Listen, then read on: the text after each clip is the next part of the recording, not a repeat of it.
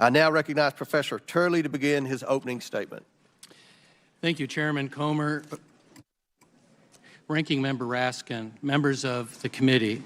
It's an honor to appear before you today to talk about what is undoubtedly the most weighty constitutional decision that you have under Article 1, other than the declaration of war, and that is the potential impeachment of a President of the United States.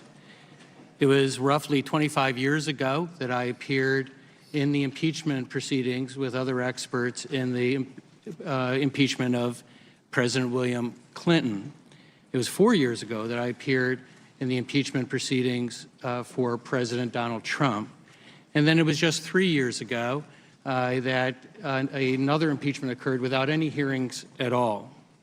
The shortening intervals between impeachments should be a cause of concern and circumspection for all the members on both sides. And I want to emphasize what it is that we're here today for. This is a question of an impeachment inquiry. It is not a vote on articles of impeachment. In fact, I do not believe that the current evidence would support articles of impeachment. That is something that an inquiry has to establish. But I also do believe that the House has passed the threshold for an impeachment inquiry into the conduct of President Biden. Having said that, I want to just address three inescapable facts that led me to that conclusion. First, President Biden has indeed spoken falsely about these foreign deals. The Washington Post and other newspapers have noted that some of his past comments are demonstrably untrue. Second, President Biden was the focus of a multi-million-dollar influence peddling scheme. And then finally, President Biden may have benefited from millions of dollars as a part of that scheme. Now, those facts should not be taken out of context. They're merely allegations, and they should not become presumptions of impeachable conduct. Indeed, as I've said in past impeachments, self-dealing is a difficult issue under the impeachment clause. The framers sought to avoid ambiguous standards. That's one of the reasons that perfidy was rejected. While it may not sit well with many, President Biden and other presidents can be dishonest, can even lie to the American people, and that would not constitute an impeachable offense. Indeed, most presidents have lied to the American people. That's why I've not liked any president since James Madison.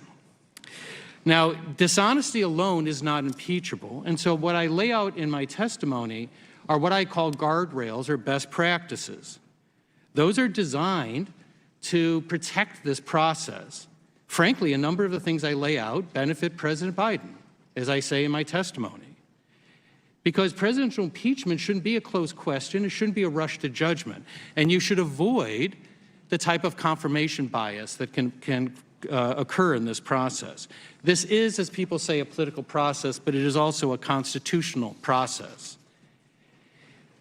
Influence peddling is a form of corruption. The United States has signed treaties to combat this form of corruption around the world. And that is also an inescapable fact. We need to find answers as to some of these questions. I'm running out of time, so I'd like to make one last observation, if I may.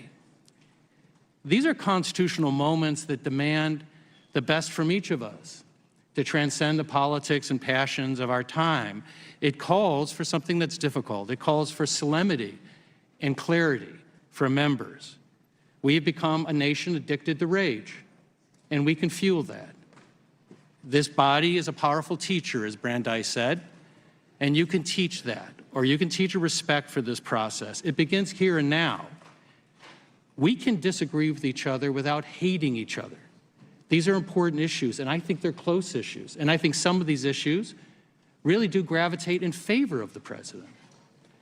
So I would simply say that this is a moment where members and citizens can stand together without prejudging the evidence. And I thank you for the honor of appearing before you today. Thank you, Professor Turley. Ms.